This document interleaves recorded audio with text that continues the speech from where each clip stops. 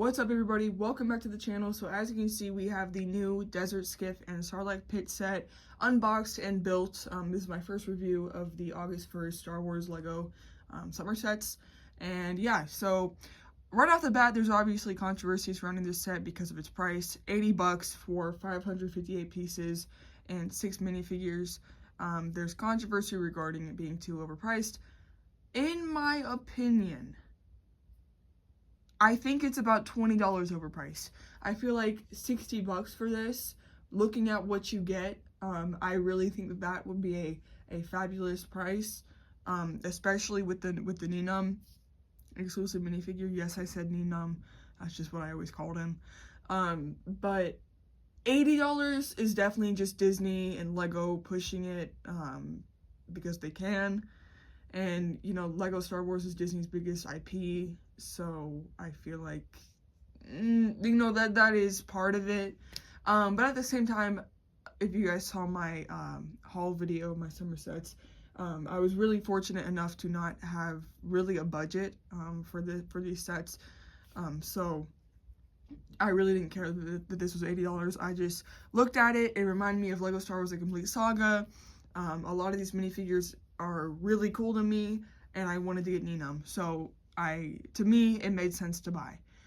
But now that I have it built and in hand, actually, like looking at the set, it is bigger than I thought it would be, and it has exceeded my expectations. So let's just go ahead and start off with the minifigures. I'm just gonna take a look at what we got here. So 6 minifigures. I think it's quite a bit of minifigures in my opinion. I think that's quite a bit, and obviously the highlight being Ninum. Here we go, Ninum, whatever you call him. Yeah, I remember him from the movies. Obviously, he had a funny voice whenever he'd pilot the Millennium Falcon with Lando, and yeah, I believe that they have made this species one other time in Lego, but instead of doing an actual mold, they just used a head. And that always looks a little off whenever they try to do it, a very detailed alien head as a print on a normal Lego head. So either way, I think that you are getting your money's worth, at least whenever it comes to this minifigure, because you're getting an all new print on the torso, legs, and a new mold for the head.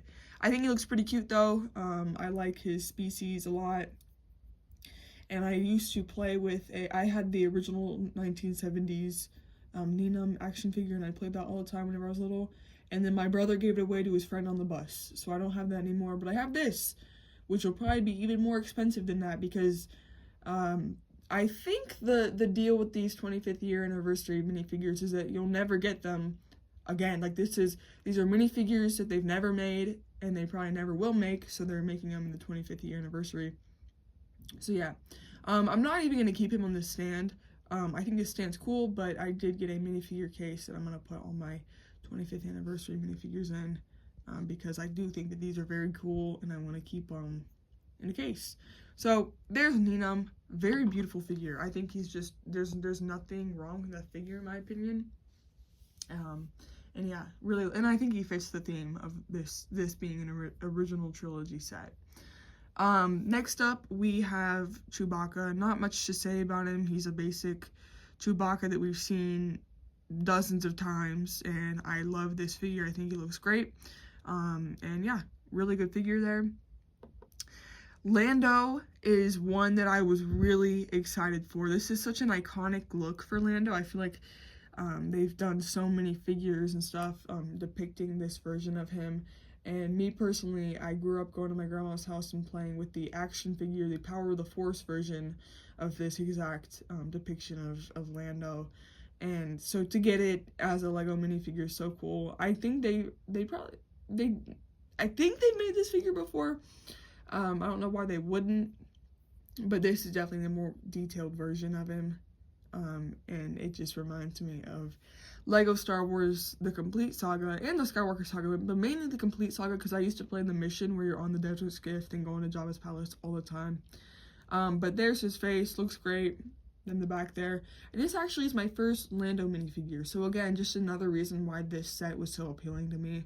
And then that helmet mold is incredible, and the details very, very nice, and it fits beautifully on Lando, and I love how that looks.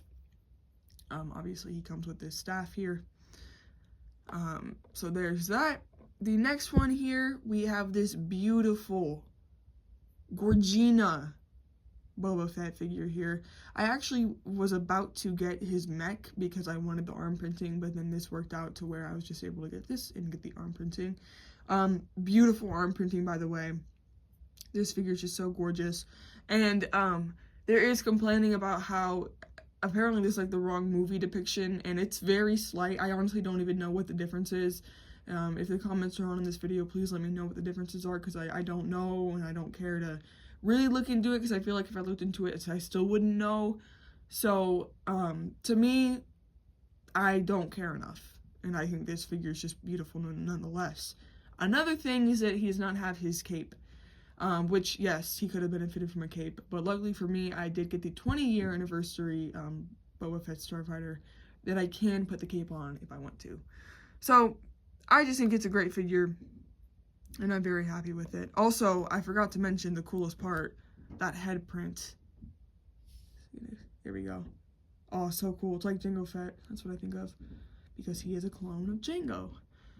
This next one I'm blown away by. I love it so much. Obviously it's Luke, and the robe situation and with the dark, it looks so good. It comes together so well, and I really love it. Printing on the back as well. The light gray combo with the dark black, even though his robe is basically black on black in the movie, this depicts it really well, just to give it that you know, different layering, I guess, of it. Also, this is my first time having his new hairpiece. I think it looks really good. I mean, they made it completely for Luke, and for the longest time they had been doing the short comb over hairpiece, but this is the kind of detail I want to see next year for the 25th, is it 25th or no, it'll be the 20th anniversary for Revenge of the Sith. I want to see them do a completely new hairpiece mold for Anakin Skywalker from that movie, because he desperately needs it. I'm tired of seeing him with the Clone Wars hair mold, but as for this minifigure, I would dare to say it's perfect. So I really like that one. And then we have a classic Han Solo, very cool minifigure. I actually do have, I don't know if it's the one, I have this version of Han, but it's from like the early 2010s, maybe late 2000s. I don't know what set it came in, but it's the same thing. But I ended up ordering it because I used his torso for a custom Kieran Duffy from Red Dead Redemption 2.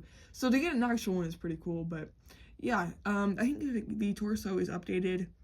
Basic dark brown pants, dual molded head, his signature hair that, again, I believe was made specifically for Han.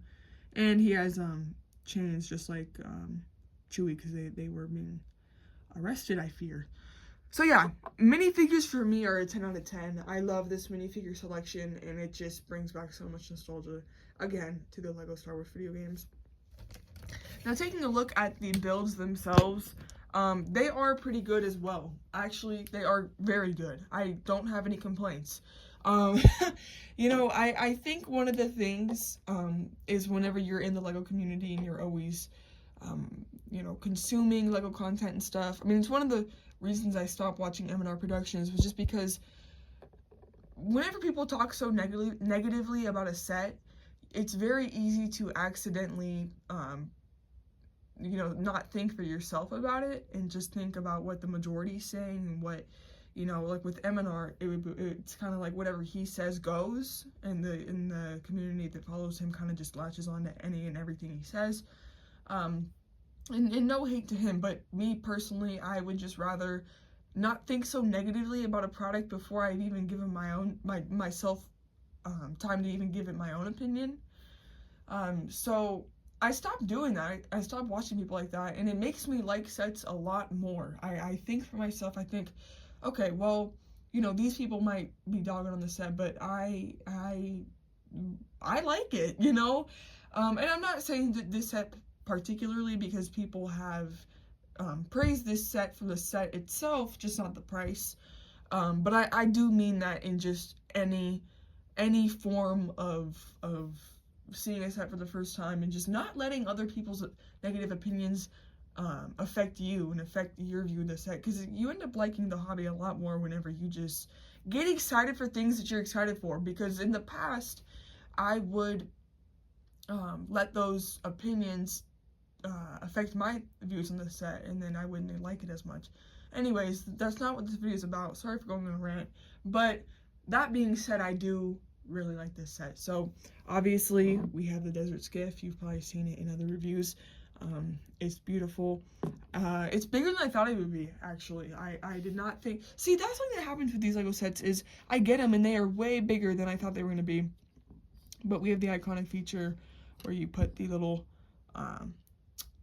plank, like he has to walk the plank. That's what I always thought of whenever I was a little kid. I'd be like, oh, Luke's walking the plank, I guess. Love that scene. And yeah, so we have that feature. Shoot, we just lost a we lost a minifigure there. But we have that feature. One thing I do agree with is that we definitely could have benefited from like a weak way or Nick 2 guard. That would be really cool, because that they drove it. So that's the only thing. But other than that, it's even then, like, I still think that this set is worth it and really cool. I mean, overall, I just think that this just looks so good. This can come out. These little things on the side are really cool. Yeah, I love it. And then the Sarlacc pit, which again is bigger than I thought it was gonna be. Here it is from the top-down view. As you can see, there's like the teeth in it. The black on the bottom makes it look like it actually goes down. And then you can move these levers to move the tentacles. And then you can actually fit a minifigure in the mouth of the Sarlacc pit. But yeah, I think that having the Sarlacc pit here right next to the Skiff looks really good. And I'm gonna be displaying it because I think it's so sick. So I'm gonna display it with the minifigures, and then obviously I'm gonna put Ninam in my display case. But nonetheless, guys, I just think that this is such a brilliant set. Yes, is the price gonna deter? I think that's a word. It might deter people from buying it, which I get. You know, $80, that's not cheap. But I really do think you're getting a quality product here. So, and hey, it could have been $100. So. I'm kidding. $80 is way too overpriced, but I do look at it as I am buying a premium quality product, so I'm happy with it. But anyways, guys, if you did enjoy this video, make sure to hit like, and I will see you in the next video. Peace.